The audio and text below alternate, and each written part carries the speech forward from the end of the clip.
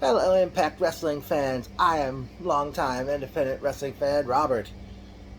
And Impact Wrestling Rebellion 2023 was a very good show, even though it didn't top last year's. It didn't top Hard to Kill back in January, but still an enjoyable product. There was a pre-show which had two matches. We saw Rhino and Heath to battle with Shira and no longer Champagne Singh, who we know as Raj Singh. I was surprised to find out that Champagne Singh is the son of Gamma Singh, who was part of Stampede Wrestling back in the 1980s, and Champagne Singh is also a cousin to WWE's Jinder Mahal. The match started out.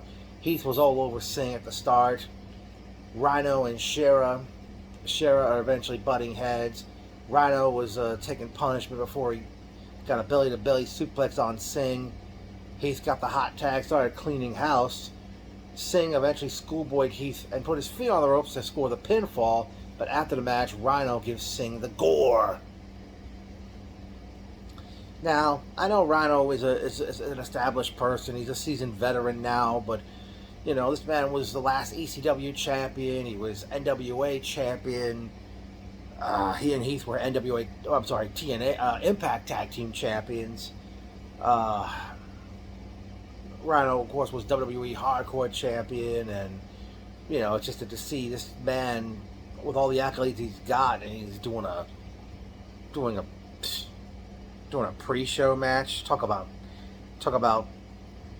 like they say, oh, how the mighty have fallen. Then in another pre-show match, we saw Rosemary and Jessica, the Death Dolls, challenge the Coven, Taylor Wilde and Kylene King, for the Knockouts Tag Team Championship. Rosemary took punishment in the early going until she ended up hitting an exploder suplex on Taylor Wilde.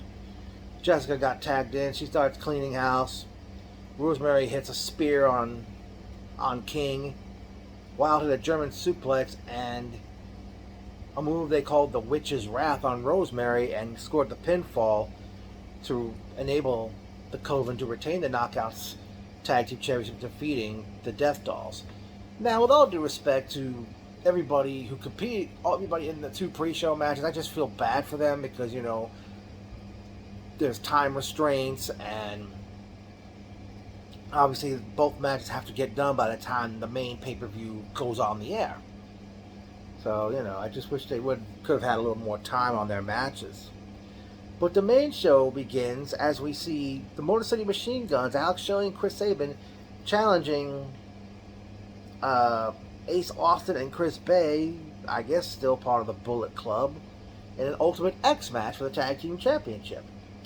Nearly going, Sabin pulled Chris Bay down from those cables of the Ultimate X, and Bay had hurt his knee, and Sabin went to work over the knee. Shelley used a dragon screw leg whip. I like that move so much, not just because of the name.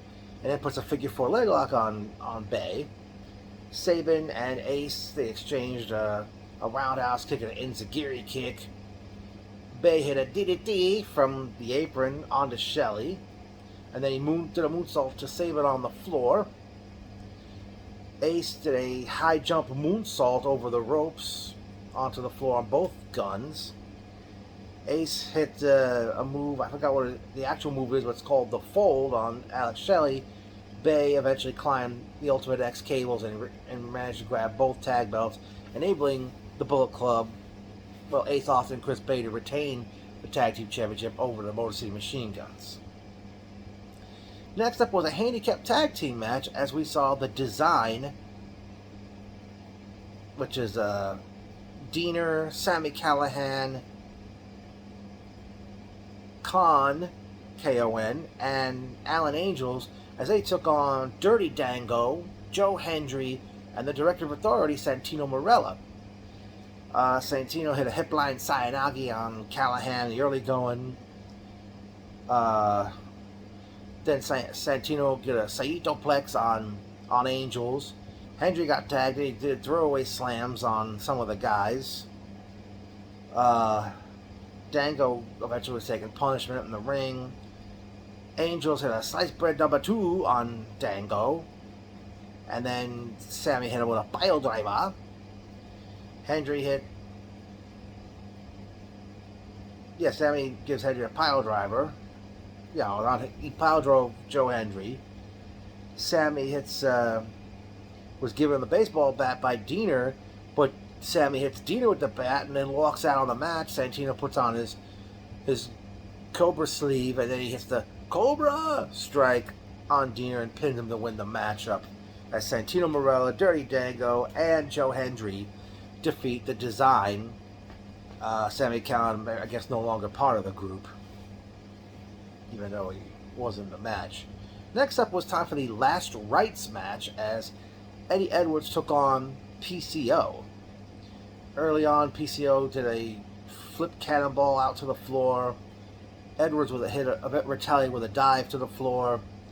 Edwards with a German suplex and a super kick, followed by another German suplex. They exchanged chops in the ring. PCO did a moonsault. He also did a flip dive off the ramp to the floor. Edwards chokeslammed. PCO chokeslammed, I think, on the edge of the ramp from the floor. Edwards eventually grabbed the kendo stick and he's using it on. He hit PCO and that seemingly cut him open. Then he gave PCO a tiger suplex on the ramp and then hit the Boston Knee Party, which is a running knee strike. Eddie's wife Alicia comes out with a shovel. She's using it on PCO. Eddie accidentally super kicked Alicia, or is it Alicia? PCO chokeslams Eddie into the casket and closes it to win the match. Up next was the triple threat elimination match for the X Division Championship as Speedball Mike Bailey and Jonathan Gresham challenged Trey Miguel. Bailey suplexed Trey while he had Gresham in an Indian Deathlock.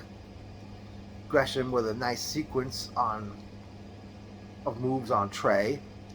Bailey hits the Poison Rana on Gresham, or as I call it, the Rewind Rana. Trey hit a cutter on Bailey on the floor. Trey pinned Gresham with the Meteora while Gresham had Bailey at a figure 4 leg lock. Trey and Bailey are the only ones left as Gresham got pinned after Trey used the Meteora. Trey and Bailey have a chop exchange. Bailey hit the knee salt. It's like a backflip with the knees landing on the guy. Eventually, Trey retained when he reversed an O'Connor roll. Bailey went for the O'Connor roll, but Trey reversed it and held onto the trunks and got the 3 count, enabling Trey Miguel to retain the X Division Championship.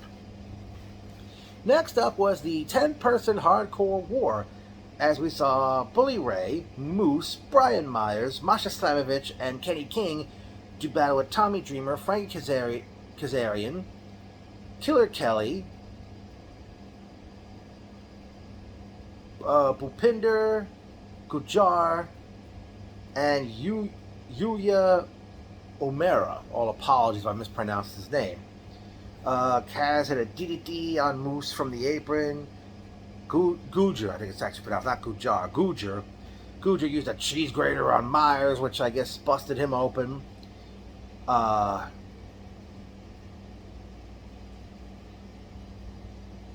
the heck?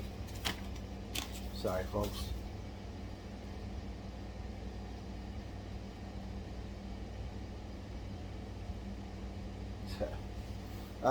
Killer Kelly had come in and she actually took a page out of the late New Jack's book using a staple gun, and she even used it on herself at one point, to the point where the fans are chanting "You sick fuck" at her.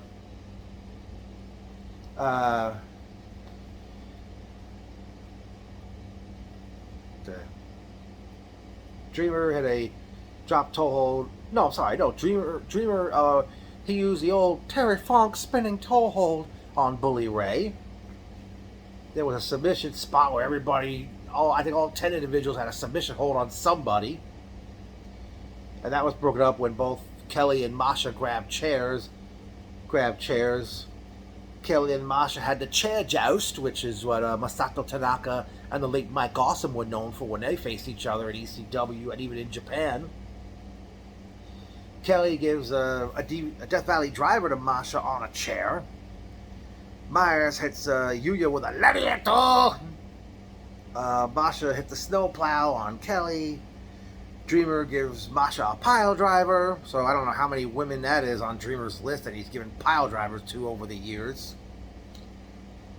The Good Hands, the lackeys of Bully Ray, they eventually come out and they try to help, but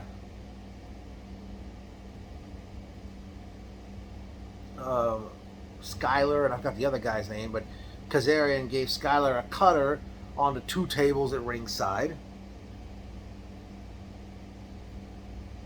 Eventually, there's a table set up in the ring, and there's a big ladder was brought into play, and Bully Ray was demanding that the 4 referees come inside and hold the ladder for him. So he climbs up there, and the referees refused, and Bully pushes one of them, and then all of a sudden all 4 referees are beating up on Bully.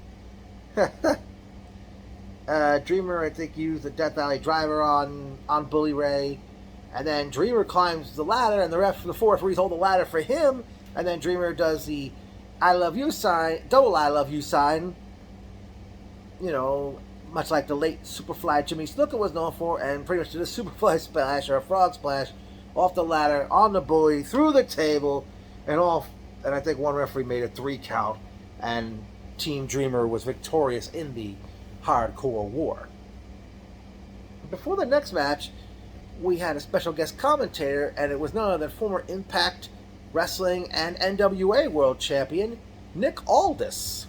He comes out to join Tom, I forgot his last name, and Matthew Raywalt to commentate the next matchup. And that next matchup saw the Time Traveler, or the Time Splitter, Kushida, take on Steve Macklin for the vacant World Championship, which previous champion Josh Alexander had given up due to an injury. The match was on, and Kushida had a drop kick at the sound of the bell. Macklin eventually hits the Olympic Slam. Kushida with the handspring elbow that Tajiri was known for. Kushida with a roaring elbow, which Masato Tanaka was known for. And then hit a fisherman package, which is a move that Seth Rollins used in Ring of Honor in his Tyler Black days. But Macklin kicked out of that. Macklin hit a German suplex, a buckle bomb, and a power bomb. Kushida kicked out of that. Kushida with a cross arm breaker. Macklin hit the KIA, which is this double arm hook DDT. Kushida kicked out of that. Kushida hit the hoverboard lock, which is like some kind of arm lock.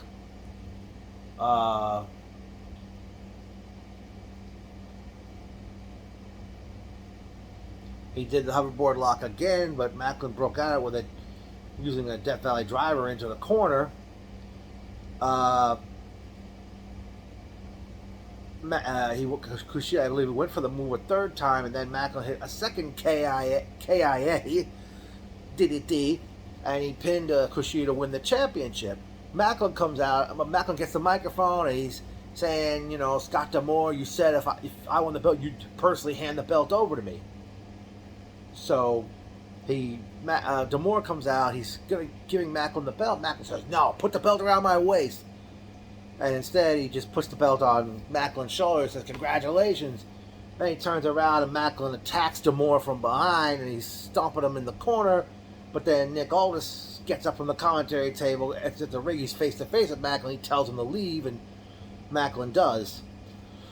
And then it was time for the final match of the night, which saw the virtuosa Deonna Purrazzo do battle with Jordynne Grace for the vacant Knockouts Championship.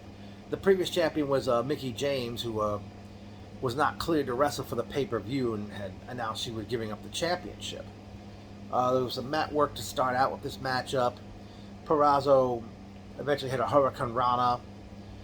Grace had a dive to the floor, and then gave Purrazzo a jackhammer on the floor.